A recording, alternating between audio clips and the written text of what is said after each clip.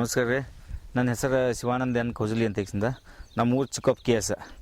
ನಾವು ಬೈಪ್ ಗ್ರಾಮೀಣಾಭಿವೃದ್ಧಿ ಸಂಸ್ಥೆ ಒಳಗೆ ಈ ಸರ್ವಾಂಗೀಣ ವಿಕಾಸ ಯೋಜನೆ ಒಳಗೆ ನಾವು ಕ್ಷೇತ್ರಾಧಿಕಾರಿ ಅಂತ ಈಗಿಂದ ಕೆಲಸ ಮಾಡ್ತೀವಿ. ಈಗ ನಾವು ನಮ್ಮ ರೈತರಿಗೆ ಈ ಸಗಣಿ ಗೊಬ್ಬರ ಬಗ್ಗೆ ಮಹತ್ವದ ಬಗ್ಗೆ ನಾವು ತಿಳಿಸ್ಕೊಡ್ಬೇಕಾಗೈತಿ. ಯಾಕಂತಂದ್ರೆ ಸಾಕಷ್ಟು ರೈತರ ಗೊಬ್ಬರವನ್ನು ಏನು ಮಾಡ್ತಾರೆ, ತಿಪ್ಪಿ ಒಳಗೆ ಚೆನ್ನಾಗಿ ಕಳಿಸಿ ಎಲ್ಲ ಇದು ಮಾಡಿರ್ತಾರೆ. ಅದನ್ನು ತಂದು ಏನು ಮಾಡಿಬಿಡ್ತಾರೆ, ಈ ಹೊಲಗೊಳಗೆ ಆ ಗುಂಪಿ ಹಾಕಿಬಿಟ್ಬಿಡ್ತಾರೆ. ಅದನ್ನ ಗುಂಪಿ ಹಾಕಿದ ತಕ್ಷಣ ಅವ್ರಿಗೆ ಯಾವಾಗ ಮಣ್ಣಾಗ ಹಾಕ್ಬೇಕು ಅನ್ನೋದು ಗೊತ್ತಾಗ್ಬಿಡೋಲ್ಲ. ಅದನ್ನ ಯಾಕಂದ್ರೆ ಈಗ ಇಲ್ಲಿ ಹಾಕೋದ್ರಿಂದ ಏನಾಗ್ಬಿಡ್ತೈತಿ, ಬಿಸಿಲಿಗೆ ಗಾಳಿಗೆ ಇದ್ರಾಗ ಇರತಕ್ಕಂಥದ್ದು ಏನೈತಿ ತಾಕತ್ತು, ಗೊಬ್ಬರ ತಾಕತ್ತು ಅದನ್ನು ನಾವು ಮತ್ತು ಗೊಬ್ಬರ ಹಾಕಿನೂ ಭೂಮಿಗೆ ಹಾಕ್ದಂಗೆ ಆಗಿಬಿಡ್ತೈತೆ. ಅದನ್ನ ಏನೈತಿ ಇನ್ನೂ ತಿಪ್ಪಾಗ್ಬಿಟ್ರೆ ಚಲೋ ಇರ್ತೈತೆ. ಅದನ್ನು ನಾವು ಭೂಮಿಗೆ ಹಾಕೋದ್ನಾಗ ತಂದು ಹಾಕಿದ್ರೆ ಅದು ಒಳ್ಳೇದದ. ಈಗ ಏನಾಗ್ಬಿಡ್ತೈತೆ, ಅದ ನಾವು ಇಲ್ಲಿ ತಂದು ಹೊಲ ಹಾಕೋದ್ರಿಂದ ಅದು ನಾವು ಎಷ್ಟೋ ದಿವಸಗಳಲ್ಲಿ ಬಿಟ್ಟರೆ ಅದು ಉಪಯೋಗ ಇಲ್ಲ. ಅದನ್ನ ನಾವು ಹಾಕಿದ ಪೆಟ್ನ್ಯಾನ ಅದನ್ನ ಗಳೆ ಹೊಡೆದ ತಕ್ಷಣ ಮಣ್ಣಾಗ ಲಗುಟ್ ಸೇರ್ಪಡೆ ಮಾಡಿಬಿಡ್ಬೇಕು. ಅದನ್ನ ನೋಡ್ರಿ, ನಮ್ಮ ದಾಸನಾಳ ರೈತರೊಬ್ಬರು ಹಿಂಗೆ ಹೊಲದಾಗ ಗುಂಪಿ ಹಾಕಿ ಬಿಟ್ಟಾರೆ. ಅದಕ್ಕೆ ಈಗ ಅವ್ರು ಬರ್ತಾರೆ, ಅವ್ರು ಬಂದ್ಗಳೇ ಈ ಗೊಬ್ಬರ ಮಹತ್ವ ಬಗ್ಗೆ ವಿವರವಾಗಿ ತಿಳಿಸಿ ಮಾತಾಡೋಣ. ನಮಸ್ಕಾರ ರೀ. ನಿಮ್ದೊಂದು ಸ್ವಲ್ಪ ಪರಿಚಯ ಹೇಳ್ಕೊಡ್ರಲ್ಲ ನಮಗೆ. ಮಾಡಿಕೊಡ್ತೀವಿ. ನಮ್ಮ ಹೆಸರು ಯಲ್ಲಪ್ಪ ಬಾಳಪ್ಪ ತೋರ್ನಗಟ್ಟಿ ಅಂತ ರೀ, ದಾಸನಾಳದವ್ರಿ, ಸೌದೆ ತಾಲೂಕು ರೀ, ಜಿಲ್ಲಾ ಬೆಳಗಾವಿ ರೀ. ನಾವು ನಮ್ದು 8 ಎಕರೆ ಹೊಲ ಐತೆ ರೀ, ಒಂದು 7-8 ದನಗಳು ಅದಾವೆ ರೀ. ಮತ್ತು ಈ ಸರ್ವಾಂಗೀಣ ವಿಕಾಸ ಯೋಜನೆ ಒಳಗೆ ರೀ ನನ್ನ 40 ಚಿಕ್ಕು ಗಿಡ ಹಚ್ಕೊಂಡಿರಿ ಸರ್. ಹೌದ್ರಿ. ಎಲ್ಲಪ್ಪ ಅವ್ರೆ, ನಿಮ್ಮ ಹೊಲಕ್ಕೆ ಯಾವ ಗೊಬ್ಬರ ಹಾಕ್ತೀರಿ ನೀವು? ನೋಡಿರಿ ಸರ್, ನಮ್ಮ ಹೊಲಕ್ಕೆ ರೀ ಸರ್ಕಾರಿ ಗೊಬ್ಬರನ ಹಾಕ್ತೀವಿ ರೀ, ಮತ್ತು ಈ ತಿಪ್ಪಿ ಗೊಬ್ಬರನ ಹಾಕ್ತೀವಿ ರೀ ಸರ್. ಹಾಂ.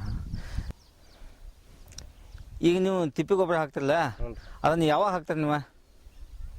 ನಾವು ರೀ ಈ ಬಿತ್ತಕ್ಕಿಂತ ಮುಂಚೆ ಹಾಕ್ತೀವಿ ರೀ. ಅಂದ್ರೆ ಈ ಜೂನ್ದಾಗ ಮಳೆಗಾಲ ಚಾಲೂ ಆಕೈತೆ ರೀ, ಅದಕ್ಕಿಂತ ಮೊದಲು ಮೇ ತಿಂಗಳದಾಗ ನಾವು ಅದನ್ನ ತಂದು ಹಾಕಿಬಿಡ್ತೀವಿ ರೀ. ಹೌದಾ? ಈಗ ನೀವು ಸಗಣಿ ಗೊಬ್ಬರ ಹಾಕ್ತೀವಿ ಅಂದ್ರಲ್ಲ, ಅದನ್ನ ಹೆಂಗೆ ತಂದು ಹಾಕ್ತೀರಿ ನೀವು? ಅದು ತಿಪ್ಪಿಯಾಗಿಂದ ತೊಗೊಂಬರ್ತೀವಿ ರೀ, ತೊಗೊಂಬಂದು ಇಲ್ಲಿ ಹೊಲ್ದಾಗ ಗುಂಪಿ ಹಾಕಿಬಿಡ್ತೀವಿ ನೋಡ್ರಿ ಸರ್. ಹೌದಾ? ನೋಡ್ರಿ, ತಿಪ್ಪಿಂದ ತೊಗೊಂಬಂದು ನಾವು ಹಿಂಗೆ ಹೊಲ್ದಾಗ ಗುಂಪಿ ಹಾಕಿಬಿಡ್ತೀವಿ ನೋಡ್ರಿ. ಹಿಂಗೆ ರೀ ಈಗ ನೀವು ಹಿಂಗೆ ಗುಂಪಿ ಹಾಕಿಲ್ಲ, ನೋಡ್ರಿ, ಇದನ್ನ ಹಿಂಗೆ ಗುಂಪಿ ಹಾಕಿ ಬಿಡ್ತೀರೋ ಅಥವಾ ಮಣ್ಣಿಗೆ ಯಾವಾಗ ಸೇರಿಸ್ತಾರೆ ನೀವು ಇದನ್ನ ಗುಂಪಿ ಹಾಕ್ತೀವಿ ರೀ. ಗುಂಪಿ ಹಾಕಿ ಮಾಡಿ ಒಂದು 15-20 ದಿನ ಬಿಟ್ಟು ಅದನ್ನ ಮಣ್ಣಾಗ ಸೇರಿಸ್ತೀವಿ ರೀ. 15-20 ದಿವಸ ನೀವು ಮಣ್ಣಾಗ ಸೇರಿಸಿದ್ರೆ ಮತ್ತು ಈ ಸೇರಿಸೋದ್ರಿಂದ ಇದು ಬಿಸಿಲಿಗೆ ಗಾಳಿಗೆ ಈ ಗೊಬ್ಬರ ತಾಕತ್ತೆಲ್ಲ ಇದಾಗಿಬಿಡ್ತೈತಿಲ್ಲ. ಇನ್ನು ಆದಷ್ಟು ನೀವು ಜಲ್ದಿನ ಇದನ್ನು ತಿಪ್ಪಾಗಿಂದ ತಂದಗಳೇ ನೀವು ಗಳೆ ಹೊಡೆದು ನೀಗಲ ಹೊಡೆದಿಂದ ಮಣ್ಣಾಗ ಮುಚ್ಚೆ ಬಿಡ್ಬೇಕು. ಇದನ್ನು ನೀವು ವರ್ಷ ಗೊಬ್ಬರ ಏನು 2 ವರ್ಷ 3 ವರ್ಷಕ್ಕೊಮ್ಮೆ ಹಾಕ್ತೀರಿ? 2 ವರ್ಷಕ್ಕೊಮ್ಮೆ ಹಾಕ್ತೀವಿ ರೀ. 2 ವರ್ಷಕ್ಕೊಮ್ಮೆ ಹಾಕ್ತೀರಿ. ಈಗ ನೀವು 15-20 ದಿವಸಕ್ಕೆ ಇದನ್ನು ಮಣ್ಣಾಗ ಸೇರಿಸ್ತೀವಿ ಅಂತಿರಲ್ಲ, ಮತ್ತು ಆವಾಗ ಇಳುವರಿ ಮೊದಲೇ ವರ್ಷ ಹೆಂಗೆ ಸಿಗ್ತೈತಿ ನಿಮ್ಗೆ, 2ನೇ ವರ್ಷಕ್ಕೆ ಹೆಂಗೆ ಸಿಗ್ತೈತಿ, 3ನೇ ವರ್ಷಕ್ಕೆ ಹೆಂಗೆ ಸಿಗ್ತೈತಿ ಇಷ್ಟು ಲೇಟಾಗಿ ಮಣ್ಣಾಗ ಸೇರಿಸೋದ್ರಿಂದ? ಹೇಳ್ತೀವಲ್ರಿ, ಹಿಂಗೆ ತಂದು ಗುಂಪಿ ಹಾಕಿ 15-20 ದಿನ ಬಿಟ್ಟು ನಾವು ಸೇರಿಸ್ತೀವಿ ರೀ. ಹಾಂ. ಅದು ಮೊದಲನೇ ವರ್ಷ ಅಷ್ಟೇನು ಸರಿಯಾಗಿ ಇಳುವರಿ ಬರೋದಿಲ್ಲ ರೀ. ಹಾಂ. ಅಂದ್ರೆ ಸ್ವಲ್ಪ ಕಡಿಮೆ ಆಕೈತೆ ರೀ. 2ನೇ ವರ್ಷ 3ನೇ ವರ್ಷಕ್ಕೆ ಸ್ವಲ್ಪ ಇಳುವರಿ ಹೆಚ್ಚಾಕೈತೆ ರೀ. ನೀವು ಇದನ್ನು ಮೊದಲ ವರ್ಷ ಇಳುವರಿ ಯಾಕೆ ಕಡಿಮೆ ಬರ್ತೈತೆ ಅಂತಂದ್ರೆ, ನೀವು ಲೇಟಾಗಿ ಮನೆಯಾಗ ಏನು ಸೇರಿಸ್ತಿರಲ್ಲ ಅದ ನಿಮ್ಗೆ ಕಾರಣ. ಯಾಕಂತಂದ್ರೆ ಹೌದು, ಈಗ ನೀವು ತಿಪ್ಪಿ ಒಳಗಿತ್ತಂದ್ರೆ ನೋಡ್ರಿ, ನೀವು ಗೊಬ್ಬರ ಹೆಂಗೆ ಹಾಡ್ತಿರ್ಲ ಹಂಗೆ ಉಗ ಹೇಳ್ತಿರ್ತೈತೆ ಅದು ಅಲ್ಲೇ ಬಟ್ಟೆಯಾಗಿ ಅಡಿಗೆ ಆಗ್ತಿರ್ತೈತೆ. ಅದನ್ನು ನೀವು ಏನು ಮಾಡಬೇಕು, ತಂದಗಳನ್ನ 1 ದಿವಸ ಅಥವಾ 2 ದಿವಸ ಭಾಳ 2 ದಿವಸ ಲೇಟಾಗಿ ಆದರೂ ಪರವಾಗಿಲ್ಲ, ನೀವು ಅವಾಗನ ಮಣ್ಣಾಗ ಸೇರಿಸ್ಬಿಡ್ಬೇಕಿನ್ನ. ಅವಾಗ ಮಣ್ಣಾಗ ಸೇರಿಸೋದ್ರಿಂದ ಇದ್ರಾಗ ಇರ್ತಕ್ಕಂಥದ್ದು ಸೂಕ್ಷ್ಮ ಜೀವಾಣುಗಳು ಅಥವಾ ಈ ಗೊಬ್ಬರ ಎಲ್ಲ ಬಿಸಿಲಿಗೆ ಗಾಳಿಗೆ ಸುಟ್ಟು ಇದ್ರ ಎಲ್ಲ ಇದು ತಾಕತ್ ಕಡಿಮೆ ಆಗ್ಬಿಡ್ತೈತಿ. ಅದ್ರ ಸಲುವಾಗಿ ನಿಮಗೆ ಮೊದಲ ವರ್ಷ ಇಳುವರಿ ಕಡಿಮೆ ಬರ್ತೈತಿ. ಅದಕ್ಕೆ ಹೌದು, ಅದಕ್ಕಾಗಿ ನೀವು ಏನು ಮಾಡಬೇಕು, ಆದಷ್ಟು ನೀವು ತಂದು 2 ದಿನದಾಗನ ಮಣ್ಣಾಗ ಸೇರಿಸ್ಬಿಡ್ಬೇಕು. ಇದನ್ನು ಈ ಸಗಣಿ ಗೊಬ್ಬರ ಒಳಗೆ ಏನು ತಾಕತ್ತೈತಿ ಅನ್ನೋದು ಗೊತ್ತೈತೇನ್ರಿ ನಿಮಗೆ? ಇಲ್ರಿ, ನಮಗೇನು ಗೊತ್ತೇ ಇಲ್ರಿ ಇದ್ರ ಬಗ್ಗೆ ರೀ. ಇದ್ರೊಳಗೆ ಏನೇನು ಸತ್ವಗಳು ಇರ್ತಾವಂದ್ರೆ ರೀ, ಈ ಸರ್ಕಾರಿ ಗೊಬ್ಬರದಾಗ ಏನಿರ್ತಾವಲ್ಲ ಅವೆಲ್ಲ ಇದ್ರಾಗ ಇರ್ತಾವೆ. ರಂಜಕ, ಸಾರಜನಕ, ಪೊಟ್ಯಾಸಿಯ, ಮುಂದೆ ಜಿಂಕ್, ಇವೆಲ್ಲ ಏನು ಸಸಾರಜನಕ, ಈ ಗೊಬ್ಬರ ಒಳಗೆ ಇವೇನದಾವು ಇವೆಲ್ಲ ಈ ಸರ್ಕಾರಿ ಗೊಬ್ಬರದಾಗ ಸಿಗುವಂಥ ಸತ್ವಗಳೆಲ್ಲ ಇದ್ರಾಗೂ ಸಗಣಿ ಗೊಬ್ಬರದಾಗ ಇರ್ತಾವೆ. ಮತ್ತು ಅದೇನೈತಿ ಸೂಕ್ಷ್ಮಾಣು ಜೀವಿಗಳು ತನ್ನ ಕೆಲಸವನ್ನು ಮಾಡ್ತಿರ್ತಾವೆ.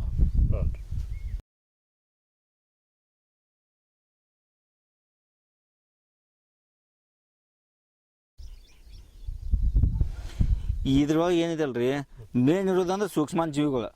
ಹ್ಞೂ ಇದು ಸೂಕ್ಷ್ಮಾನ್ ಜೀವಿಗಳಿಂದ ನಮ್ಮ ಬೆಳಿಗ್ಗೆಲ್ಲ ಇದಕ್ಕೆ ಆಹಾರ ಕೊಡೋದಂದ್ರೆ ಸೂಕ್ಷ್ಮಾನ್ ಜೀವಿಗಳನ್ನ. ಹ್ಞೂ ಇದು ನಾವು ಆದಷ್ಟು ಬೇಗ ನೆಲ್ಲಾಗ ಸೇರೋದ್ರಿಂದ ಕೊಳತು ಗೊಬ್ಬರ ಆಗಿ ಇದನ್ನೆಲ್ಲನ ಮಿದು ಮಾಡ್ತೈತಿ.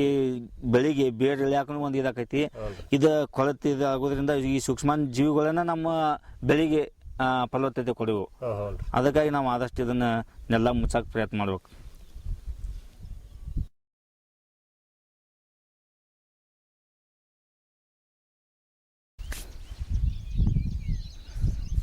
ಈ ಗೊಬ್ಬರ ರೀ ತಂದು ನಾವು ಒಗಿತೀವಲ್ರಿ, ಇದನ್ನ ಜಲ್ದಿ ಮಣ್ಣಾಗ ಸೇರಿಸೋದ್ರಿಂದ ಏನು ನಮ್ಮ ರೈತರಿಗೆ ಲಾಭ ಆಗೈತಿ ಅನ್ನೋ ಸ್ವಲ್ಪ ತಿಳಿಸಿ ಹೇಳ್ರಲ್ಲ.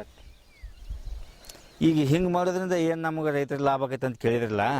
ಈಗ ನೀವು ಮೊದಲ ವರ್ಷ ಹಾಕೋದ್ರಿಂದ ಬೆಳೆ ಅಷ್ಟು ಸರಿಯಾಗಿ ಬರೋಲ್ಲ, 2ನೇ ವರ್ಷಕ್ಕೆ ನಮ್ಗೆ ಹೆಚ್ಚಿಗೆ ಸಿಗತೈತಿ ಅಂತ ಅಂದರೆ ಅದೇನಿತ್ಲ ನಿಮ್ಗೆ 2ನೇ ವರ್ಷಕ್ಕೆ ಏನು ಸಿಗತೈತಿಲ್ಲ, ಲಘುಟ್ ಮುಚ್ಚೋದ್ರಿಂದ ಮಣ್ಣಾಗ ಅದು ಮೊದಲ ವರ್ಷಕ್ಕೆ ಸಿಗತೈತೆ.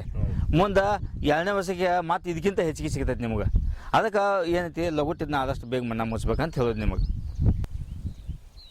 ಹಿಂಗೆ ಮಾಡಿದ್ರೆ ಏನೈತಿ ಹೆಚ್ಚಿನ ಇಳುವರಿ ನಿಮಗೆ ಸಿಗತೈತಿ. ಅದ ನೋಡ್ರಿ ಸಾಹೇಬ್ರೆ, ಇಲ್ಲಿವರೆಗೆ ನಮ್ಗೆ ಈ ಗೊಬ್ಬರದ ಮಹತ್ವವನ್ನು ತಿಳಿಸಿದ್ರಿ. ಅಂದ್ರೆ ಈ ಗೊಬ್ಬರ ಯಾವಾಗ ಹಾಕಬೇಕು ಮತ್ತು ಅದರಿಂದ ಏನು ಒಂದು ನಮ್ಗೆ ನಮ್ಮ ಪೋಷಕಾಂಶಗಳು ನಮ್ಮ ಬೆಳೆಗಳಿಗೆ ದೊರೀತಾವೆ ಮತ್ತು ಅದರಿಂದ ಏನು ಉಪಯೋಗ ಅನ್ನೋದ್ರ ಬಗ್ಗೆ ಮಾಹಿತಿಯನ್ನು ನಮಗೆ ಸವಿಸ್ತಾರವಾಗಿ ನೀಡಿದಿರಿ. ಮತ್ತು ಗಾಳಿ ಮಳೆಗೆ ಈ ಸತ್ವಗಳು ನಾಶವಾಕವು, ಅವನ್ನ ಉಪಯೋಗ ಮಾಡ್ಕೋದ್ರಿಂದ ನಮ್ಮ ರೈತರಿಗೆ ಏನು ಒಂದು ಉಪಯೋಗ ಆಕತಿ ಮತ್ತು ಅದರಿಂದ ರೈತರಿಗೆ ಏನು ಲಾಭ ಸಿಗ್ತೈತಿ ಅನ್ನೋದ್ರ ಬಗ್ಗೆ ಮಾಹಿತಿಯನ್ನು ಸವಿಸ್ತಾರವಾಗಿ ತಿಳಿಸಿದಿರಿ. ನಿಮಗೆ ಮತ್ತು ಈ ಡಿಜಿಟಲ್ ಗ್ರೀನ್ ಸಂಸ್ಥೆ ಮತ್ತು ನಮ್ಮ ಬೈಪ್ ಗ್ರಾಮೀಣ ಅಭಿವೃದ್ಧಿ ಸಂಸ್ಥೆ ಇವರಿಗೂ ಧನ್ಯವಾದಗಳನ್ನು ಹೇಳ್ತೀನಿ. ನಮಸ್ಕಾರ.